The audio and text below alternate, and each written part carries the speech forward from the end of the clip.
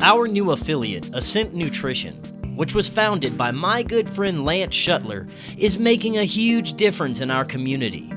Last week, I talked about the amazing benefits of Ascent Nutrition's pine pollen. Now it's time to check out their organic coffee. Ascent's coffee is organic, mold and mycotoxin free, and some of the cleanest and best tasting coffee in the world. We just got our bag of Ascent's organic coffee beans last week, and it's already almost gone. I'm a huge coffee guy, and this coffee is awesome. There's no going back to store-bought coffee for me. Visit GoAscentNutrition.com and use coupon code FKN to get 10% off your organic, mold, and mycotoxin-free coffee. Or just click the link in the description to check out all the amazing products Ascent Nutrition has to offer.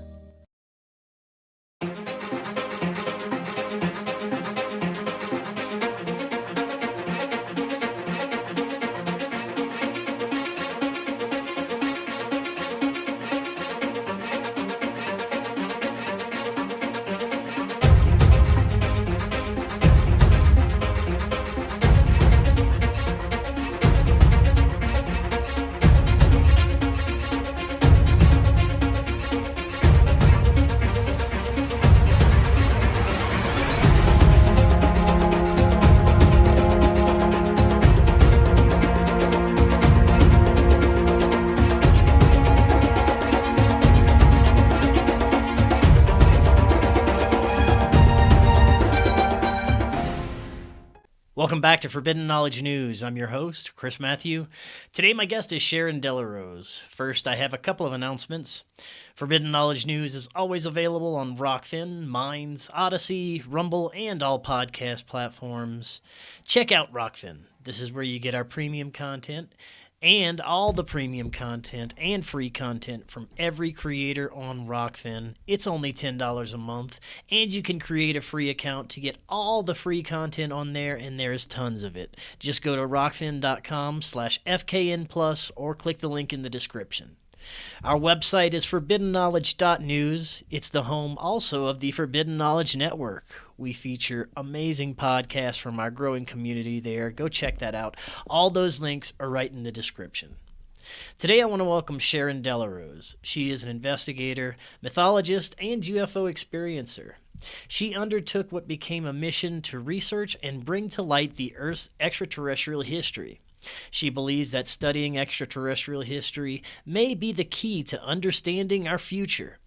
Sharon, welcome. How you doing? I'm doing great. Thank you. Yeah, it's great to have you on. I've been looking forward to this. This is a very interesting, sometimes frightening, but extremely important conversation that we're about to have. The end More of days, important than people realize. Oh, yeah. So the end of days has been a collective fear in global consciousness probably since the beginning of time. Yes. We know that our planet has experienced multiple cataclysms that may have Yes. wiped out large percentages of life multiple times. Yes. But the question is, are we due for another? What's going to be the catalyst? And are there beings out there that may have an interest in keeping the planet intact? Or maybe the opposite. Now, we're going to explore this through ancient prophecies that might shed light on the possibilities of the end of days, as well as possibilities that there are beings in the cosmos that are directly connected with these events. Now, before we get to any of that, this is your first time on. Tell us more about yourself and what led you to look into and write about these fascinating topics. Well, extraterrestrials have been with me literally since I was a toddler. I've been taken so many times I couldn't even count. These go back to my earliest memories. And so they've been with me. There were several I'm from upstate New York, and I was born in the late 1950s. In the mid 1960s, there were several major UFO events up there. And a lot of my experiences coincide. I didn't know at the time. I didn't know until I started researching this, just for the personal part of this, that a lot of my really bizarre experiences coincided with these UFO waves. I had another series in the 1980s, mid 1980s to early 1990s, which I later found out coincided with another wave of UFOs around the world. The Gulf Breeze, Florida, Wytheville, Virginia, they happened at the same time. And if you drew a line between those cities, I was living in Atlanta, Georgia at the time, right along their flight path.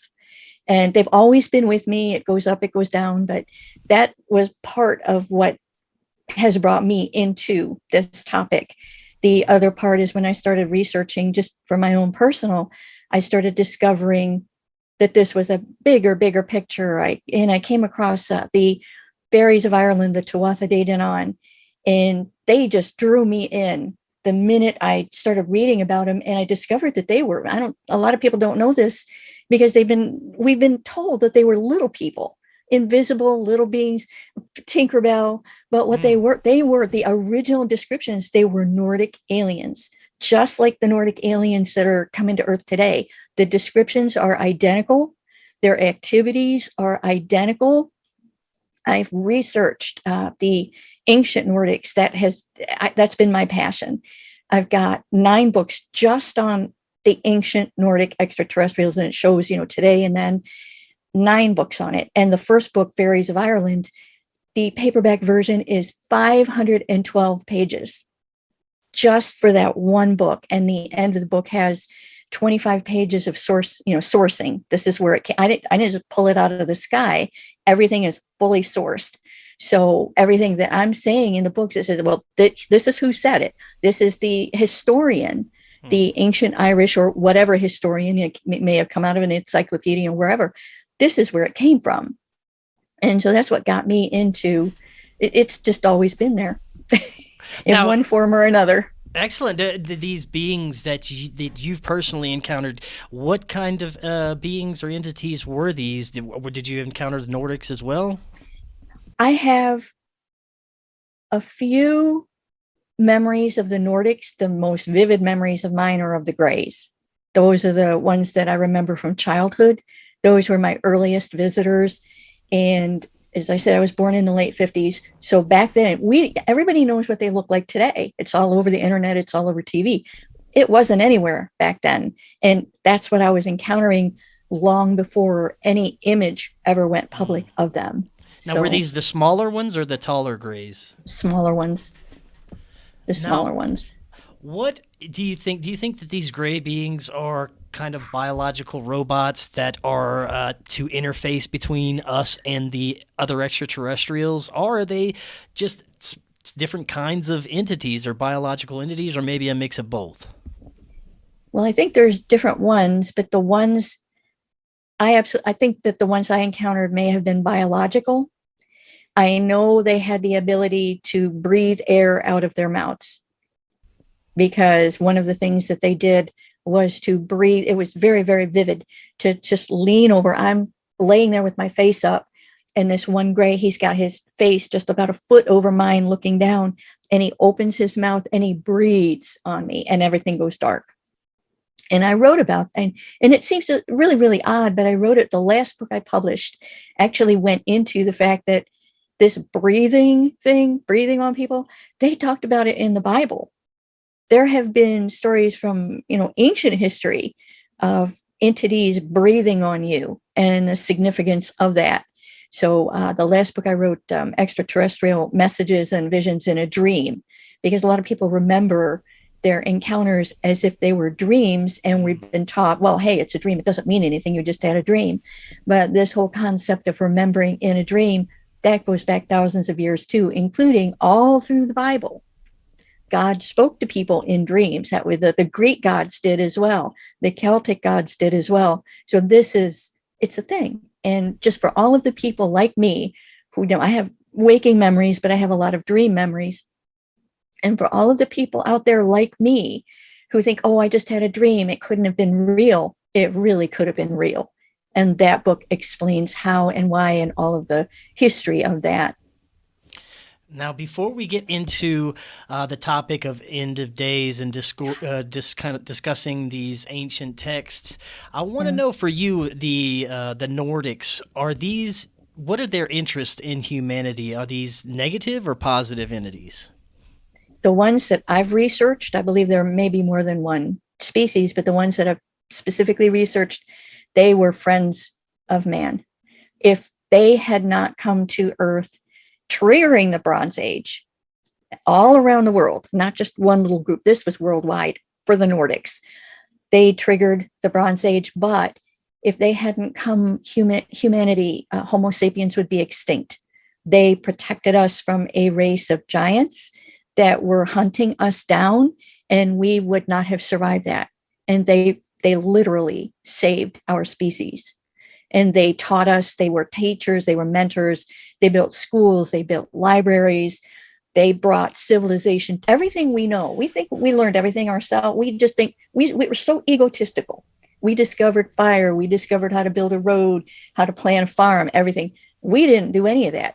They taught us literally every single aspect of civilization. And if you look at the Smithsonian Institution interactive timeline of human evolution, our, maybe not Homo sapiens, a couple 100,000 some odd years old, but the hominids go back for millions of years, that this timeline.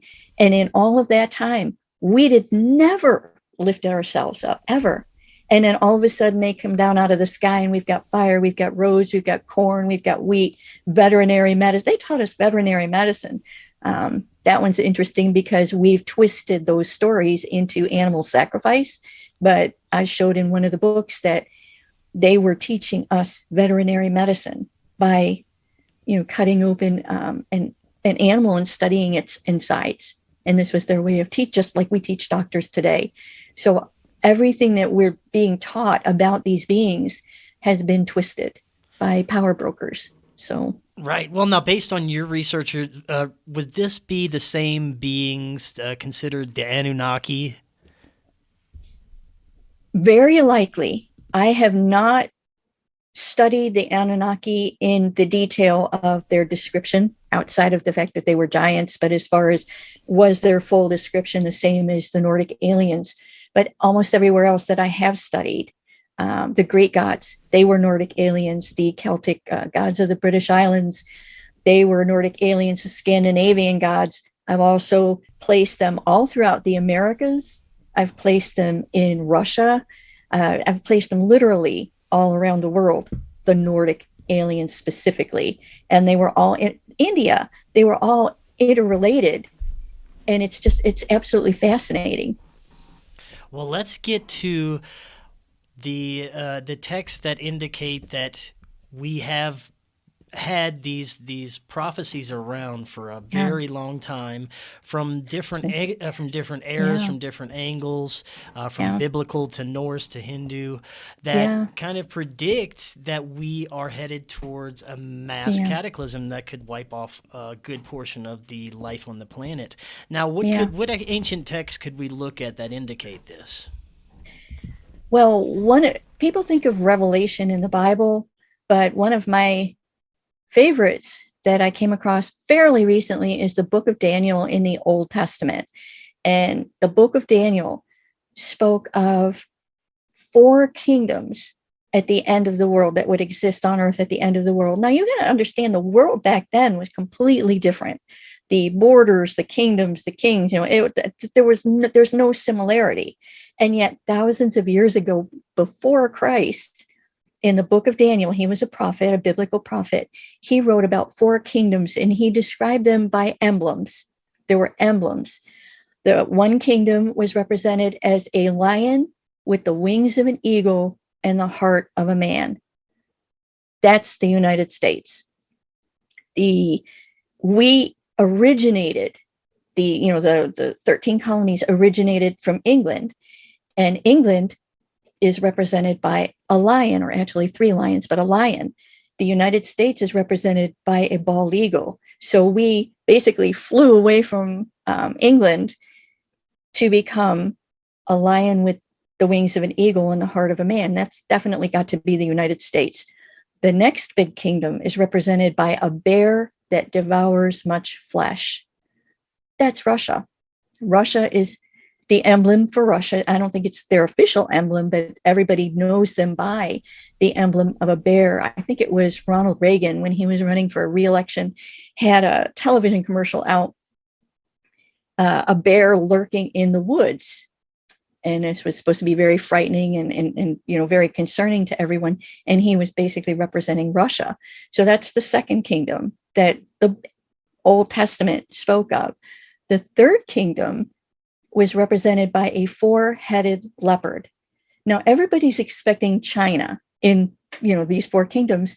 But if you study all of the, countries around the world, the one that matches that is India. India is represented by four lions standing back to back. So that would be the closest thing to a four-headed leopard. And India is such a quiet country. They're very peaceful. It's one of the most peaceful, especially for the size. But they have the second largest military in the world, and they're a nuclear power. They remain peaceful. They try to stay on good terms with everyone. But if something were to change, they would be a force to be reckoned with. And at some point, they're probably going to have to get involved with whatever's, coming down the pike. So that's the third kingdom. The fourth kingdom doesn't even have an emblem. No emblem. Isis is represented with a solid black flag. So if you take ISIS and Al-Qaeda and all of, they're all related. They're all connected. This would be, as far as I'm concerned, the fourth kingdom that the book of Daniel spoke of. Now, this kingdom wages war against the saints. And of course, being biblical, they're talking about the biblical saints. Well, that would be ISIS. This kingdom wants to change the laws, and it literally just stomps all over, the earth. And as we know, they've gone into some of the ancient cities and just razed them to the ground. Some, a lot of the ancient, a lot of them were built by the Greek gods, so the Anunnaki, and they've literally just destroyed those cities right down to the ground. So I believe those are the fourth kingdom, the four kingdoms that the book of Daniel says are going to exist at the end of days. But there will be an Ancient of Days coming down out of the sky. He's going to destroy the fourth kingdom, and then he's going to take power away from the other three kingdoms. So that's the book of Daniel prophecy relating to the end of it. You look at Ukraine and Russia invading. Russia wants to take, it used to have, 12, 13, 14 independent countries that are independent now that broke away from Russia. It wants them all back. Mm-hmm. So we're watching this play out in real time. Yeah, for sure. Now, I want to get your thoughts on this aspect that the United States military and shadow government most likely funds ISIS and created ISIS as a part of our own shadow military. I want to get your thoughts on that. It's scary. We're into a lot of things. One could, everybody hears of like George Soros and, all of the deep state and so forth.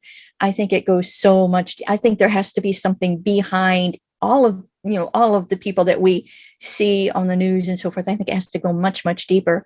And I don't understand this. In my lifetime, one lifetime, I have watched so many things being invented.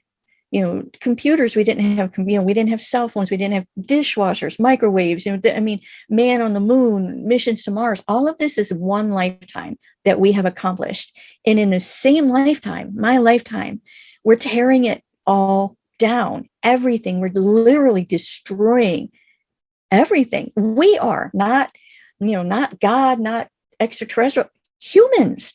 And it's just, I can't wrap my head around why, unless, and this is kind of scary, and it's really not a popular, you will never see this on mainstream media, but human population is, exponentially expanding to, and I've heard, from what I've read, there's a tipping point. And I think we're going to get to that not too far in the future. And once you get there, there's nowhere to go. we can't fix it if we let it get too far. I can't help but wonder if some of what they're doing is literally because you can't tell people don't have kids. You can't Right. tell. China tried, and then they ended up It's stopping. on the Georgia So Guidestones. You know, they want to get yes, it is. population down to 500 Yeah, million. and I can't help but wonder if that's because everything that they say is wrong. Oh, we've got to, fix the environment. We got to fix food. We got to fix water. We got to fix pollution. If you go to the absolute nugget of a source, what's the source? Too many people. So I can't help but wonder. I can't help but wonder if China released COVID specifically for that. And I'm sure there's going to be more just like it coming down the pike. I can't help but wonder if this is their way to address that. Yeah, I mean, with everything that we've learned in the past few years, I don't trust any government or political system or elitist or corporations that are telling me anything about what I should know about the reality that we live in. So, I mean, at least the one good thing is a lot of people have woken up since this has happened. That's a good thing. Now, I want to get back to the possibilities that we're living in, what people may consider the end of days. And one of the large characters in that is, of course, the Antichrist. And I want to get your take on this character, this individual. The Antichrist is here. Everybody, is expecting some man to come down out of the sky and stand at a podium, and you're going to know who he is. I don't know who the Antichrist is or what the Antichrist is. All I know is it's here because the Antichrist is anti-Christ, anti-Christian, and Christianity is under attack from every single quadrant. And it's always so innocent. It's like, okay, well, don't say Merry Christmas because, not everybody, celebrates, or don't say, Christmas cards, don't have a nativity scene, don't have the 10 Commandments, don't do and it's always one little piece, and it's always made to be, well, you want to be fair to everybody. And of course we want to be fair to everybody, but this is a back way around attacking Christianity on every single front to bring it, literally destroy it. There's a story out of ancient Ireland about King O'Brien, Rotak O'Brien. I think this was in 1101 AD. He told his, he was in the middle of a war, and he told his soldiers on attacking a particular castle, every one of you has to take one stone away from this castle, carry away one stone. At the end of all of these soldiers, you see a soldier carrying a stone, you don't think anything of it. By the time they were done, that castle was gone and there was no evidence left. That's what's happening to Christianity today. I mean, you can't have a Christian business. You're under attack. You're under lawsuits. Christians in some parts of the world, it's illegal to be a Christian. Christians are being killed. They're being beheaded. Christianity is under attack worldwide, and there are millions of people. The Antichrist, this isn't one person doing this. There's ordinary people doing this, because the Antichrist, the Bible says, if it were possible, he will deceive the very elect. And that's exactly what's happening. There are millions of people who believe that it's okay. Let's, attack this little piece or that little piece, or that, because it's no big deal. And so there's millions of people doing his bidding, and they're not even aware of it.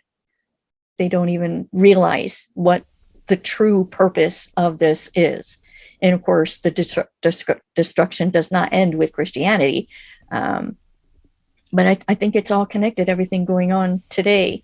And the end of the world is not a singular event that happens like that, like an asteroid. It's a very long, drawn out process that takes years, decades, could be 100, could be 200 years. I mean, we've not been given a timeline, but it has begun.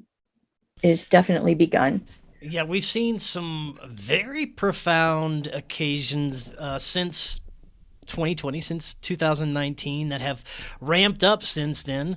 First we have the COVID and everything surrounding that. Now we're moving into the Russia situation. The fear is ramping up there. And it seems to be going off this playbook from the book of Revelations. Now, there's plenty of things that we have to look at that are possibilities if we're looking at biblical texts, such as one of them is the rapture. Let's get your take on this. The rapture, as it's described, and they don't even really use the word rapture as far as I know, but the rapture, there are people that have already been raptured. And I believe that the way it's going to happen, it's very similar to an alien abduction. It's two people will be on a roof. One will get taken, the other will get left behind. Two people will be working in a field, and one will get taken, the other will get left behind. Two women grinding in a mill. This is the description of what's going to happen. And what this is, it's an evacuation of people before things get really bad. There's two different aspects of this. You have people that are going to be removed from Earth before things get really, really bad, so they don't have to live through it. Everybody else stays here and lives through it. But then there will be a final evacuation off of the planet, because at some point this planet will become unlivable, and they literally will evacuate humans to a new Earth. It's now, new heavens. The Nordics doing this? I believe so. You don't hear a lot of descriptions of the angels in the Bible, except that they were giants. They were greater than the Watchers, specifically in the book of Enoch, which is extra biblical, but it is in some Bible. There is no one Bible. Every Bible is different, and the wording is different. Some have more books than others, and the book of Enoch existed in some Bibles, Eastern Orthodox religion. And in that, he describes the Watchers as greater than the great giants in size, countless soldiers of human appearance. But he doesn't describe them beyond that. However, when you get into descriptions of Noah, the birth of Noah, Noah's Ark, and this is also in the book of Enoch, Noah was born. He was said to look like the angels. His father freaked out. His father said, "This is not my child. You had relations with one of the angels, because this is not my child." Noah was born with skin as white as snow and hair as white wool. And that was so unusual for that time and place. And we think of white as like me, Caucasian, but the whiter than snow. You take a piece of copy paper and hold it up to any Caucasian, that's whiter than snow. Their color is very, very distinctive, and it's very, very pale. It's like more like a person, like a dead person, just no color at all. It's a very, very white. Just like Charles James Hall's tall whites had that same description, very, very, very white. But Noah of Noah's Ark, that's the description, and he was said to look like the angels, and that's what his father thought. So that's a clue on the biblical angels, that they must have been Nordic, because everybody else around the world, they were all Nordic aliens. The Scandinavian, even in India, there was a race called the Prasei that lived in India. They were descended from the Greek god Heracles, and throughout my books, I show that there are similarities between some of the Greek gods and the Hindu gods, and the gods of the Ireland and the Hindu gods. The gods of Ireland, they traveled to India, back and forth to India. These people, they traveled around the world, and we have the legends that of how far they traveled. They knew each other. They all knew each other. And so this was a worldwide arrival. Mm-hmm. Hello friends, Chris Matthew with Forbidden Knowledge News, here with a special announcement. We are starting production on the Forbidden documentary. That's right, we're breaking out the camera, lights, microphone, and hitting the road. This is going to be much bigger than your average conspiracy doc. It's going to be a conspiracy docu-series.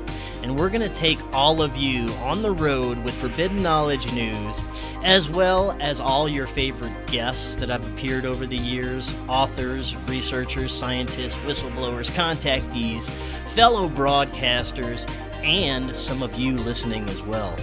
The topics will include paranormal, ufology, historical conspiracies, hidden ancient history, current conspiracies, spirituality, cryptids, and much, much more. We're going to visit sacred and spiritual sites and places of high strangeness, and hopefully visit with as many of you along the way as possible.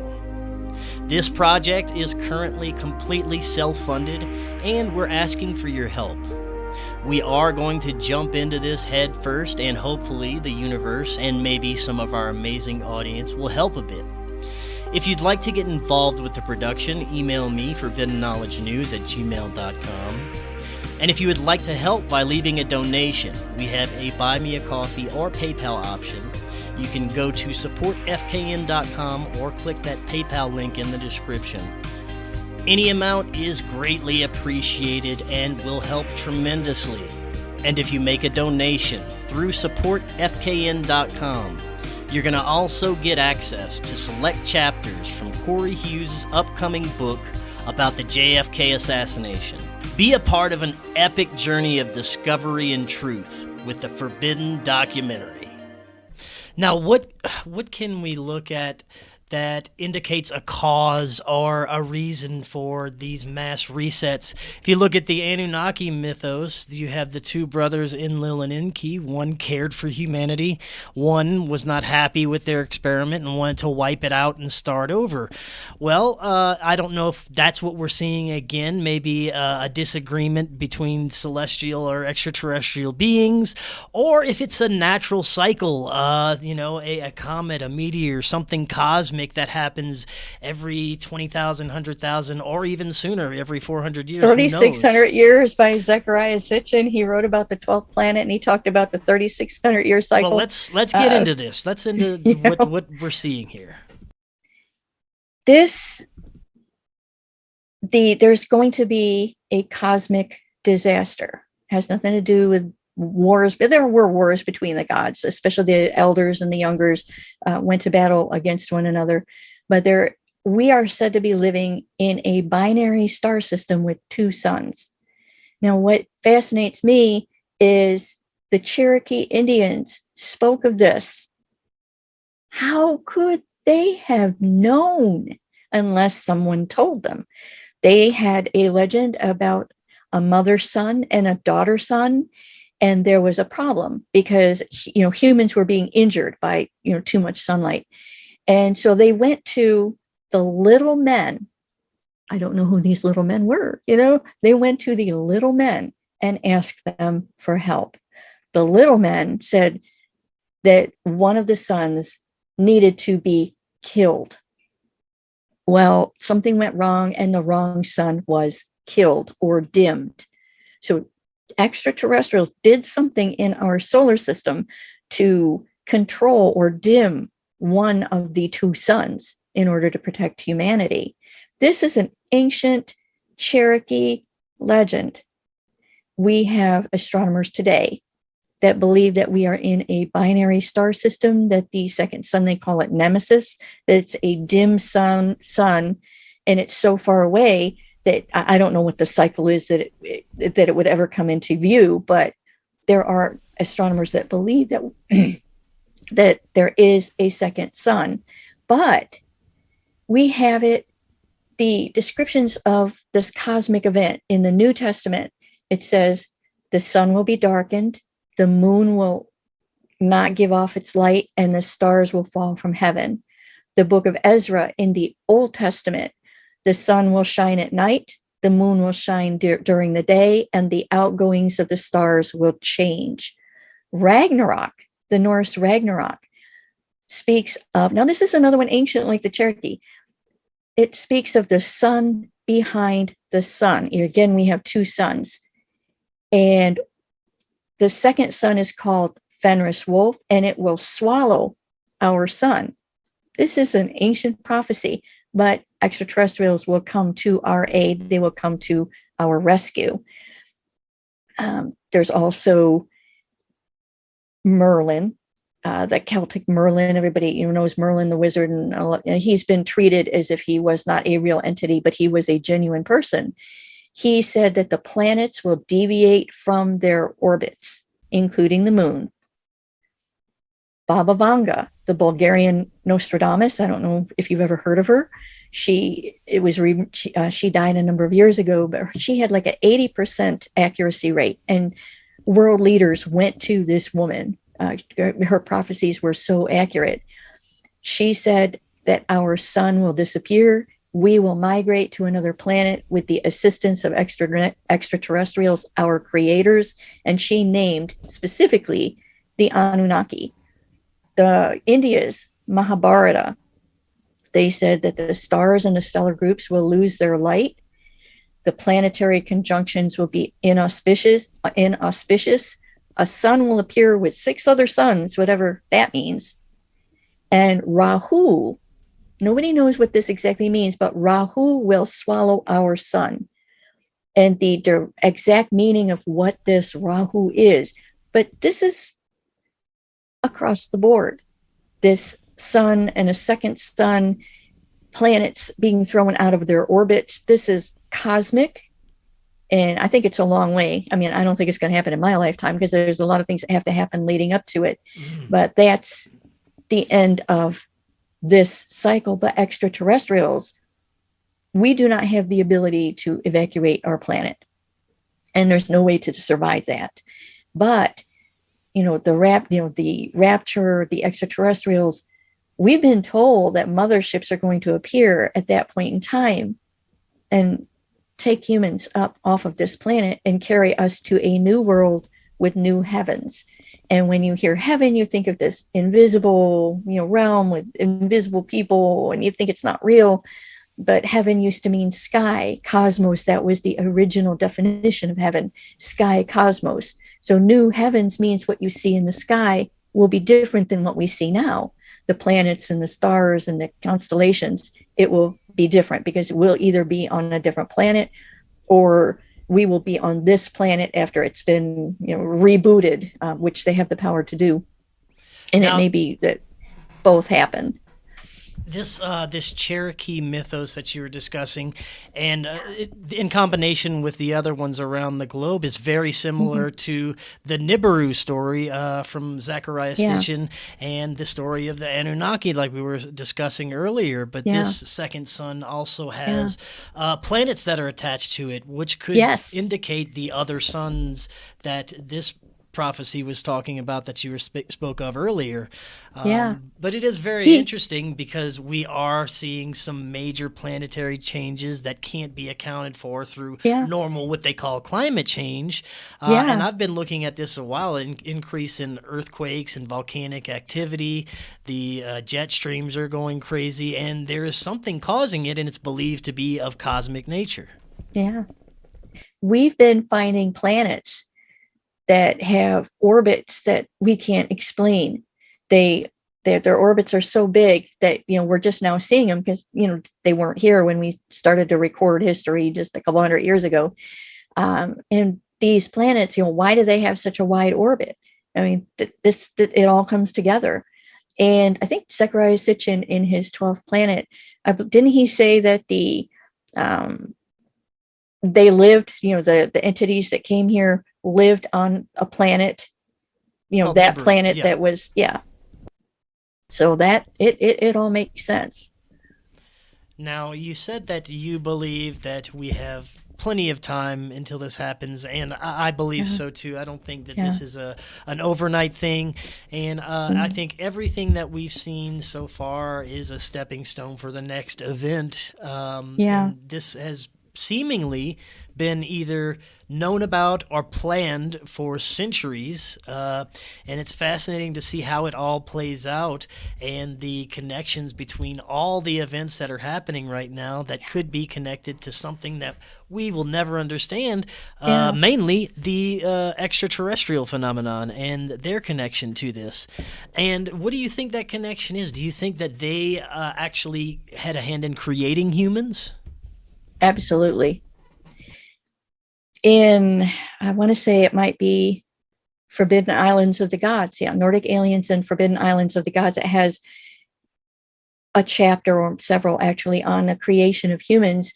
As I said, with the human evolutionary timeline, we were basically ape-like for millions of years. We weren't using tools, we weren't building roads, we weren't doing anything for millions of years, unchanged. Just like you look at the apes today and the monkeys today, they're not evolving into us, and yet we were supposedly came from them, and they're not changing. They're not So we have ancestral legends. Our ancestors told us this, and we like to dismiss it and treat it as mythology.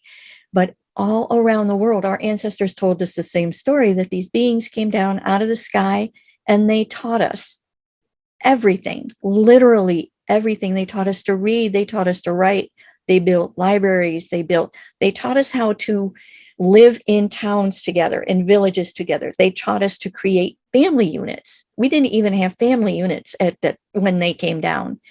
The way we treated each other was absolutely abominable by our own legends. This is what we're telling this is what has come down through the ages.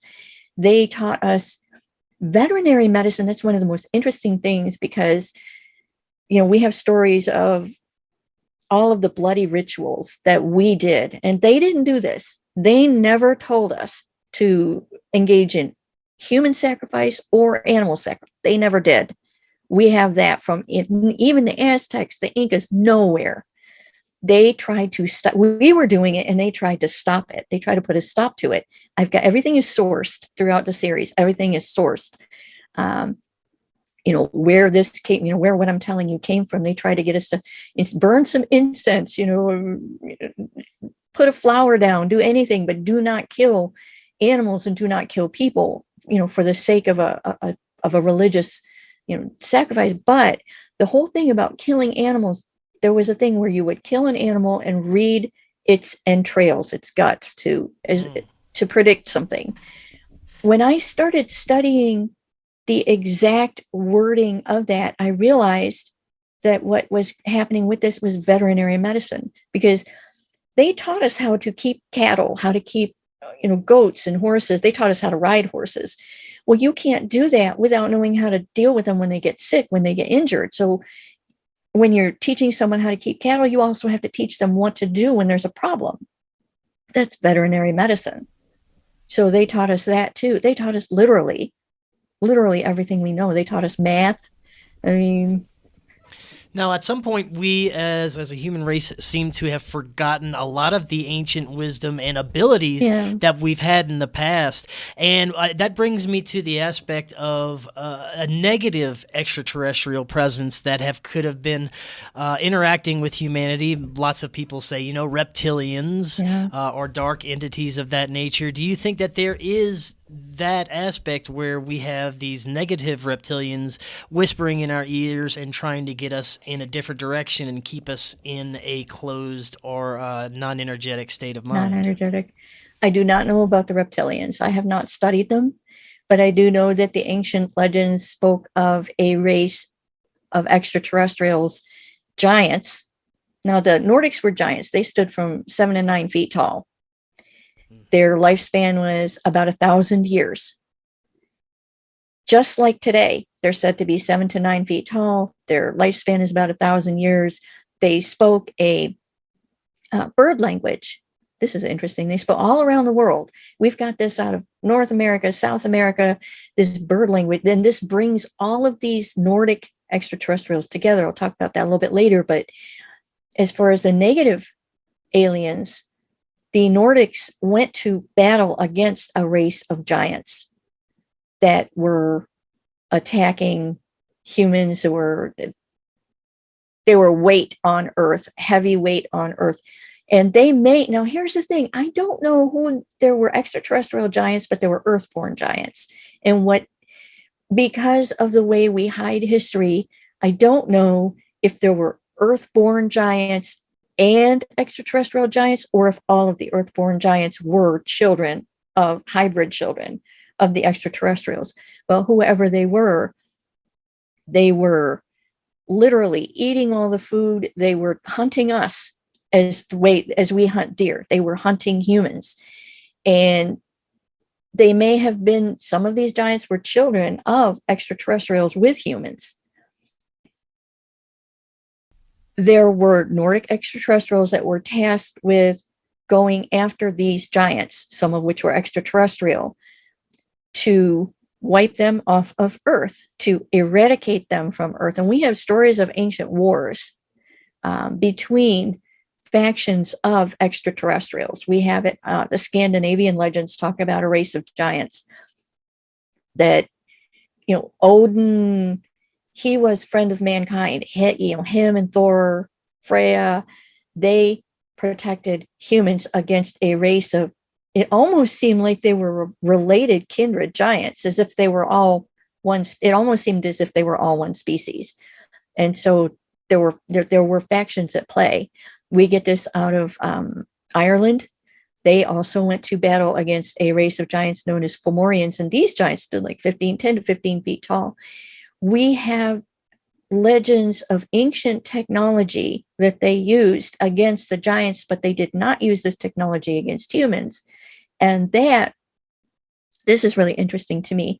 I'm sure you've heard of the Vietnam incident where we shot at an extraterrestrial ship, during the war. Yeah.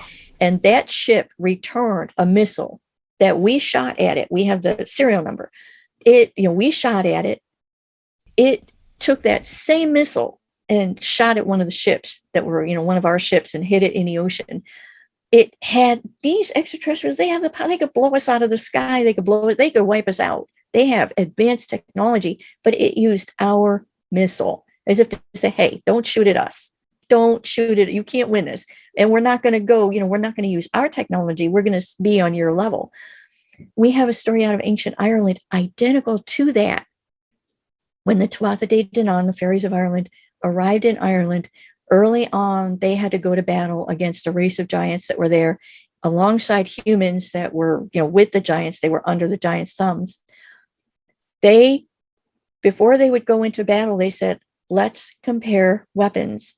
You show me your weapons. When we were fighting with spears. So they showed that they were going to fight with spears. And so they fought us with spears.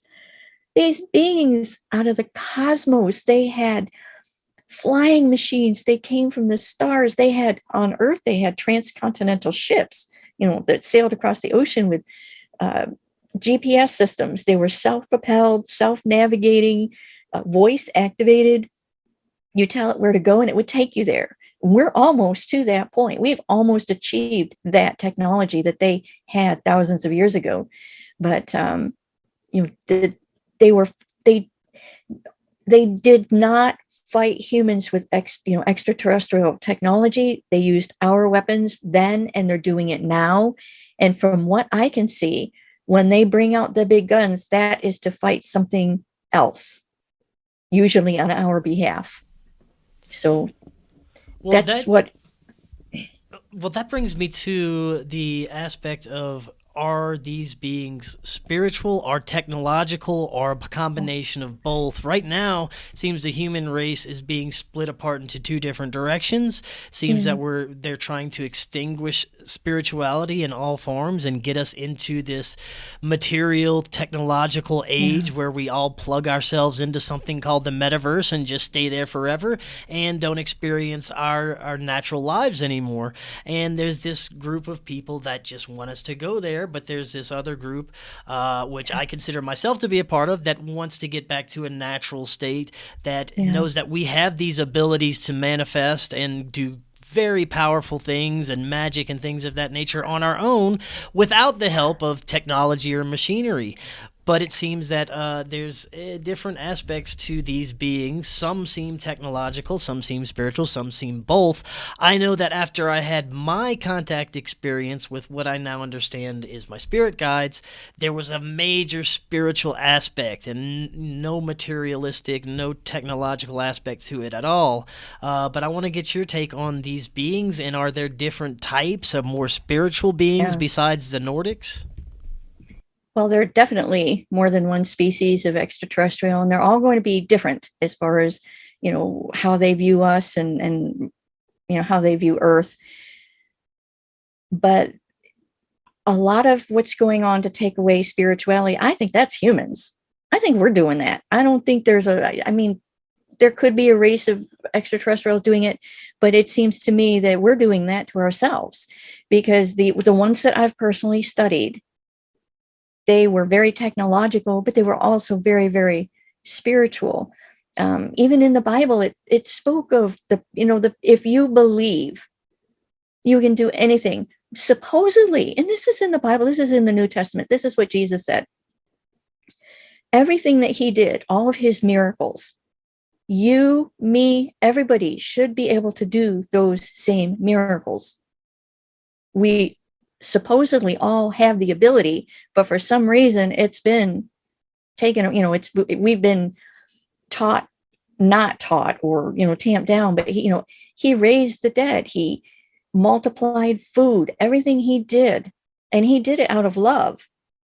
And he taught love. Everything he taught and was love. And if you take the Noah, if the biblical was also the Nordic extraterrestrials, everything they taught, they were trying to teach love for one another and love for nature. You take the Native American religion. Now, these beings were also in the Americas, and you take the Native American absolute harmony with nature. I don't think extraterrestrials are taking it away. I think humans are taking it away. I think the extraterrestrials, one of the things with me, and I know that a lot of other abductees, contactees, experiencers say the same thing, that you go onto their ships and, forgetting people laying on a table being poked and prodded. When I was on board the ship, they were testing me.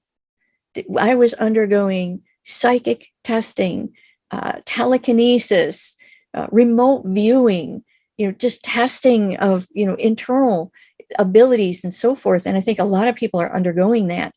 They're also showing humans, they take us up there and then they show us beautiful, beautiful places that you can't, kind of like the Avatar movies, the way everything glows. I've seen that. And I think others have described seeing that too, where things, you have an aura that glow. They show us beautiful, beautiful places that exist.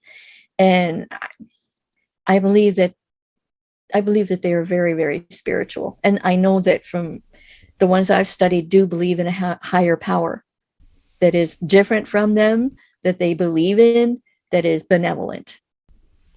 Now, they've had plenty of accounts from people who claim to have been abducted by various races that there are human military personnel present during some of these instances.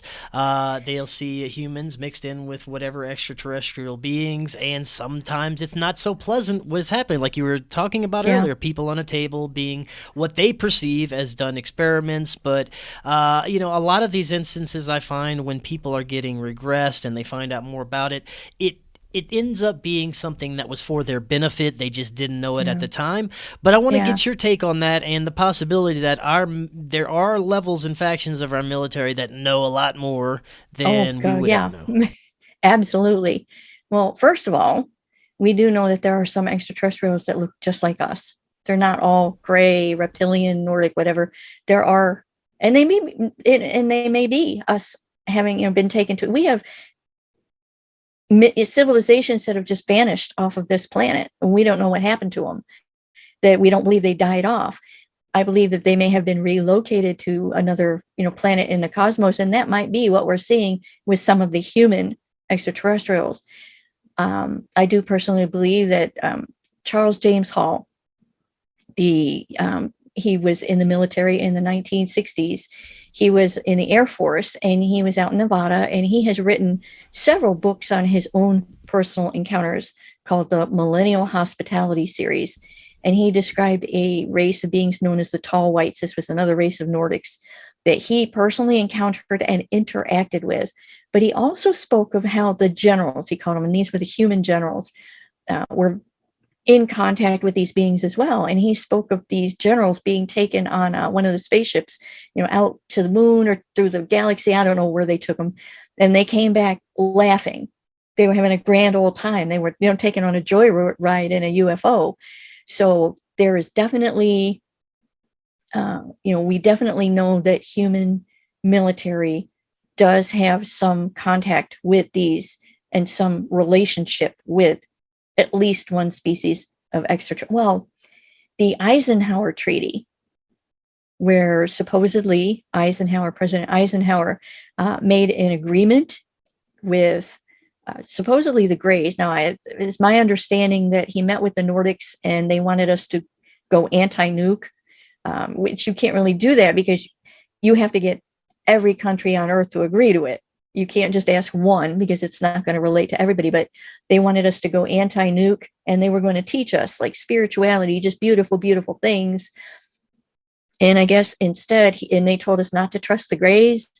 And I guess in my understanding, I may be incorrect about this, but my understanding is he made a deal with, I believe it was the Greys, to abduct humans, that to allow them to abduct humans. Now, this is interesting because the fairies of Ireland, that Tuatha De Danann, the Nordic aliens that were here in the Bronze Age, they abducted humans. Well, they actually abducted one another too, but only after receiving permission. They would usually play a game like play me a game of chess. If you win, I will give you some advanced piece of technology, some wondrous, magical item. If I win, me being the extraterrestrial, I get to name my prize after the fact. I'm not going to tell you what I want until, unless I win. And of course, and it was always a king that they were making. So it would be like a president today that they were making these agreements with. Well, of course, they would win and they would say, okay. And the king would say, you want gold, silver, or jewels? What do you want? I want your wife. I want permission to take your wife. And that's what they would do. They would take the man's wife. Now, in one of the legends, they said, we're going to come back for her in 1 year. So he had a whole year and he planned to prevent them from taking his wife. He had a castle. He threw a great party. He knew the exact day they were going to come. He threw this great party. He had soldiers and people. The castle was surrounded. He had it locked down. Nobody could get in there. And yet this extraterrestrial just appears in the room, just like they do today. Only the king and the queen saw the extraterrestrial. The other people in the room, just like today, the king was rendered unable to move. He was paralyzed. He could see, he could hear, but he could not move. He could not shout out to stop it. And he watched the extraterrestrial go to his wife, take her in his arm, and float up into the air and out through the roof, just like they do today. I mean, the similarities. And he got his wife back. And in these ancient abductions, they always seem to get their families back. But unlike today, where it's just a few hours, they were usually kept for a year, and they appear to have been kept for cloning. Because in one of the abductions, when the king was able to retrieve his wife, he knew where she was and he went to get her. There were 50 identical clones. Now, this is an extraterrestrial fortress on Earth underground. This is another thing. We've got these underground, they had underground fortresses around the world. This extraterrestrial brought out 50 identical women to the king's wife and said, okay, pick out your wife from these. And he couldn't. He could not pick out his wife. They were identical until she made some signal that he recognized, oh, that's my wife. And he got his wife back, but they were cloning humans thousands of years ago. I mean, it's just amazing to me. Yeah, absolutely. That's very interesting. You say underground. It brings me Yes. to the theory that, possibly many of these beings may not be coming from different star systems across the galaxy, that maybe some of them have always been here, or maybe just in a different spectrum, a different dimension that is very close to our planet, but not in outer space per se. What are your thoughts on that these beings just kind of exist beyond our perception? Well, there's two. One, we have found the underground cities all around the world. In Turkey, there's one of the cities they found that was so big that it could, I want to say it's Sacramento. The entire city of Sacramento, California, or one of those cities could live in this underground city that was found. And we've got them all around the world. And at the same time, we have legends that the Greek gods, the Celtic gods, we have the legends in the Americas of them living above ground and underground. So that's, one set of legends, but we also have legends that sound like they had wormhole technology and the ability to portals on Earth, that you would step through this portal and be transported to another location on Earth or possibly off planet. I love the Cherokee legends. I've really fallen in love with the Cherokee Indians and their history. It's just absolutely beautiful to me. But there was a village in distress. It was in danger from some outside, I don't know if it was Indian tribes or human, and whoever it was. And there was a supernatural race known as the Nunnehi. Now, they're not described as Nordic aliens, but their activities are identical. They went to this village and said, okay, we live in peace and safety. We have plenty of food. We never grow old. We never grow sick. You're welcome to come live with us. Leave your village and come live with us and you will be safe. And some of them didn't want to, some of them didn't go. So they watched the others leave, but they took them into a mountain. And what they saw inside this mountain was as if they were stepping through a portal into outdoors. There was like a valley, and there was the sun and the sky, and there were houses all around. And so it was as if they went into a mountain and stepped through a portal and went somewhere. Here now, on the opposite end of this, we have in I think it was the Inca legends, there's a legend of a mountain, a hill. There were 3 windows in this hill, and people came out of these windows as if they were portals. There was a group of humans, unidentified group of humans came out of one window, another unidentified group of humans came out another window, and then the gods came out the third window. And it was as if they came through a portal into Inca territory. So, we have the Cherokees going into a portal, into a mountain, vanishing somewhere. We have the Incas, people coming through a portal, appearing.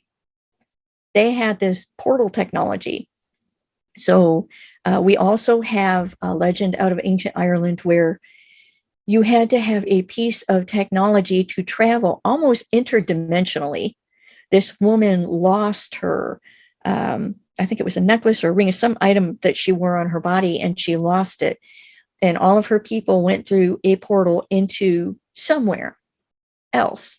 And she could not join them because she lost whatever item allowed her to travel that way. We have Cherokee legends of stepping through portals, and you're on a mountain, you're surrounded by trees on a path. The next thing you know, you step through a portal and you don't even see the portal. It's invisible unless you have a guide and they know where to walk to go through them. You step through the portal, and instead of mountains and trees, all of a sudden you've got cornfields and peach trees. And just from stepping through this one portal. Well, that aspect is so fascinating. I've seen, it makes me first think of the doors to nowhere on these ancient megalithic structures. But then I've actually seen a video of a paranormal investigative team at the new kind of paranormal hotspot called The Meadow. It's in Alabama. My friend Trey Hudson was conducting this investigation where he sent a team out to a field where a black cube manifested in the field. Wow. And when they got there, they disappeared from view. They were on infrared and they were gone. And then they realized they were somewhere else. They're feeling around. There's picker bushes that didn't exist before. Oh my God. They can't see. They have to backtrack for many, many feet till they find out where the entrance or exit was to this thing that they walked into, and then they appear right back on camera, like about 20 feet further from where they entered. So it was the most insane footage I've ever seen, but it was real. It was absolutely real. And you hear of cryptid encounters where like Bigfoot will step out of a portal, or a dog man and things like that. So I think there's definitely something to portal technology and these beings having the ability to step through to different dimensions. There's a lot on our planet that we do not understand, and we have taught our children not to believe in. I mean, the Native Americans, they taught their children, this is real. All of this is real. The extraterrestrials are real. The portals are real. And they taught their children the truth. Mm-hmm. We teach our children it's not real. It's a boogeyman. It doesn't exist. Oh, there's a monster, coming and taking you out of your bed. Oh, well, that's just it's not real. Mm. Don't believe in it. Don't believe in ghosts. Don't believe in God. Don't believe in anything. It's not real. And that's what we teach our kids. And it's very, very sad, because there is so much more to human existence and the planet and the world than what we're being taught. It's just absolutely, I have interesting, unrelated story of psychic, the psychic ability. We adopted a dog a number of years ago, and she was a yo-yo dog, a shelter dog, and she'd been bounced from home to home, and we adopted her. And my husband heard in his mind, and we weren't planning to rename her, but my husband heard in his mind the name Pasha. And I heard in my mind the name Sasha when she was in the room with us shortly after we adopted her. And we didn't talk about it for a couple of weeks. And then we both realized, it was almost, we don't know what all of her names were. And I try to get a hold of the shelter to find out if she had ever been named Pasha or Sasha, but they didn't want to talk to us because she had been returned to them so many times. I think they were afraid that we were calling to return her again, but she stayed with us for the rest of her life. But I think it was a psychic from her of some memory that she shared with us. And it's just amazing that we just don't acknowledge the beauty of this world and the plants and the animals and the abilities that exist and our connection for everyone. To all of it. Yes, it's all connected. It's all connected. For sure. And we just don't allow it. Now, I want to bring this back around to the type of end of days discussion to close this out. Do you think that we have a possibility of changing our timeline or shifting this to where we don't have to go through a global cataclysm, that it could possibly be avoided somehow other than extraterrestrial intervention? I don't think we can stop it. I mean, because it's cosmic, you can't. I don't even think the extraterrestrials have the ability to stop it. But one thing that I didn't mention before, and you don't see this on the mainstream media, but you can find it if you go looking for it. Scientists claim that we are currently in what is known as a sixth mass extinction event right now. Honeybees that pollinate our food supply are dying off at an alarming rate. Butterflies, bats are dying by the millions. Antelopes, tens of thousands of antelopes just dropped dead and nobody knew why. Lions and tigers and cheetahs, all the big cats, they are facing extinction. They are literally facing extinction. Giraffes, there are species of gorillas facing extinction. One news article I read was Earth has lost half of its wildlife in the past 40 years. And this is, they're calling this a mass extinction event. And they're not talking about humans going extinct, but it seems like everything else is on the verge. And we're just so busy just quibbling over human, I don't know, they're not talking about it. And I think they don't want to talk about it because there's no good solution. If you can't bring a good solution, then they don't want to alarm people, because look at what we're doing now. I mean, look at the humanity. And this is something that was also predicted. The Hindu holy books in particular spoke of the humans at the end of days, that we would lose 75% of our humanity, of our decency, of our morality when the end of day. And you just, oh my God, it's unbelievable watching what we're doing to each other. It's crazy. But the book of Ezra in the Bible, it says that at the end of days, friends will attack one another just suddenly. Intelligence will go into hiding. Wisdom will withdraw from the earth. Wickedness and the lack of restraint just multiplies. This is the book of Ezra, the Old Testament. The New Testament speaks of nation rising against nation. This is weird. The wording is weird. Many shall be offended and hate one another. And then Christians, of course, will be hated most of all. But offended, I love that word, because look at, today, right. We're offended. Everybody's offended. Oh, yeah. The Norse prophecies say the same things. Humans turning against each other, no one will have mercy. But the Hindus say it best of all. They call this age the Kali Yuga. This is the end, the last cycle of a cycle of 4. They call it an age of depravity, unrestrained by any law, where every man is against its neighbor. Truth is mistaken for lies. Lies are mistaken for truth. Justice will be sought and not found.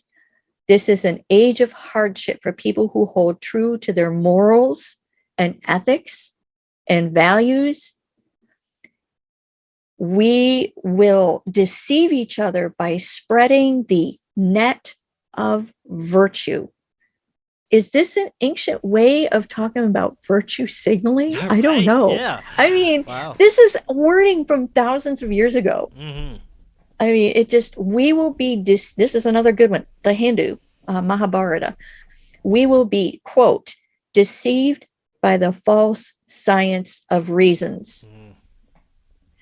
This is insane when you read these ancient prophecies that literally describe today. Exactly. It's amazing to me. Yeah, it's very profound. Now, to close out with everything we're seeing right now occurring, you said that we have time to that everything plays out. Do you think that there are those in control that definitely know what is ahead and are possibly controlling agendas and outcomes right now that could be directly linked to this? I don't know how they could not know. If an ordinary person like me, like you, there are so many of us, studying ancient history. If we can figure it out, I don't know how they could not know. But you can't look at this period of time, this end of days, and everything that's going to happen. It's just going to get worse and worse. I mean, until the end, and they come down. But there is light, and I do want to end with that, because we will be, and I think this may be part of why they're cloning, the cloning technology. I think this may be part of the whole human alien hybrid. They've been doing the hybrid thing for thousands of years. I've written about that too. The whole human alien hybrid. A lot of what I think they're doing is in order to prepare us to live on another planet. Because you have to think, they're not all, even if it's Earth-like, there's going to be some differences. And I think that some of what they're doing, when the Bible and some of the other religious texts talk about, we will live there in our new bodies. And I'm not talking about invisible spirit. I'm talking about physical flesh and blood evacuation of humans from Earth somewhere out into the cosmos onto a new planet Earth. And this is what we've been promised by extraterrestrials around the world is going to happen. They are literally our taxi cab. I want to talk about the mothership, the biblical mothership. Yeah, go for it. It's called New Jerusalem. The Bible predicts New Jerusalem. It is a mothership, the size that we've been given in stadia and furlongs, how big it's going to be. The bottom is square, 4 equal sides, and the measurement of the sides is the same. And then the measurement, of the height is the same. So it could either be a pyramid or it could be a cube, like a board cube. Then this mothership is so big that if it was hovering over the United States, it would cover over 66% of the continental US.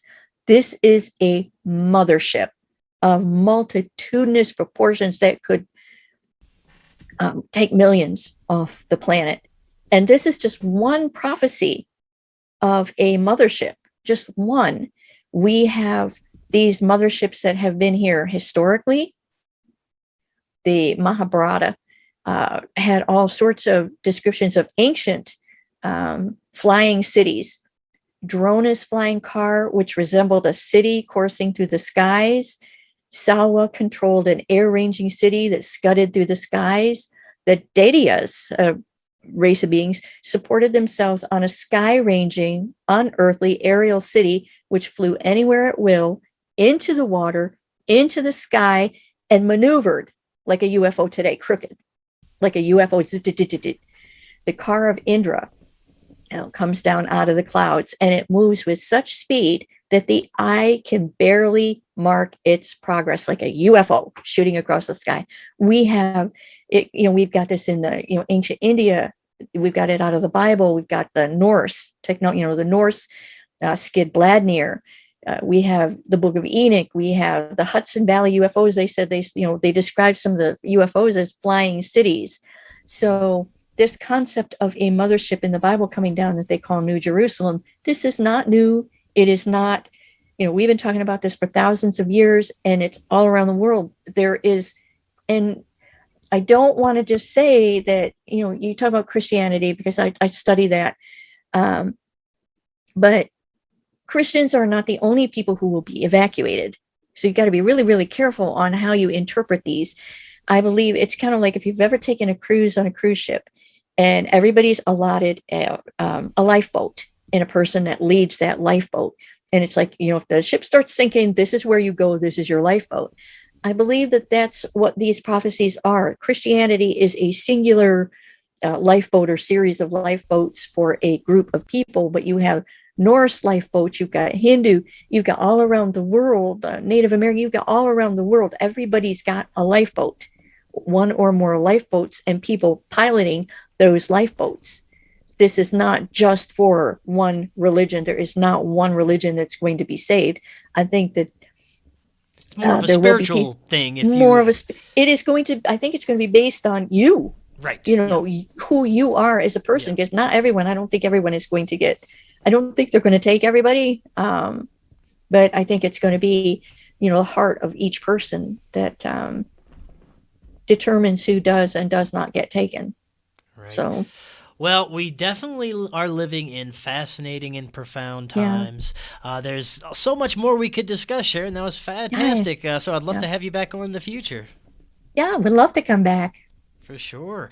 Well, before you head out, let everyone know where they can find your books, social media, website, all that good stuff. You can find all of my books are on Amazon. All of them exist in Kindle. Some of them are in Kindle Unlimited. Some of them are on Audible, Audible for audiobooks.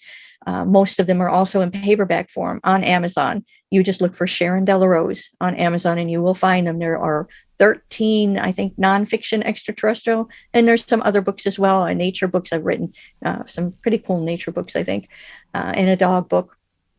You can find me. I have a website, SharonDelarose.com. My name, pretty simple. I'm on Facebook, Sharon Delarose. So I'm out there. Perfect. Well, Sharon, not hard to find. Awesome. Well, that was excellent, and we will definitely have to talk again in the future. I would love that. Perfect. And I very much thank you for being here. Oh, I thank you. Thank you so much. And until next time, everyone, have an excellent evening. We will be talking again tomorrow. We'll see you then.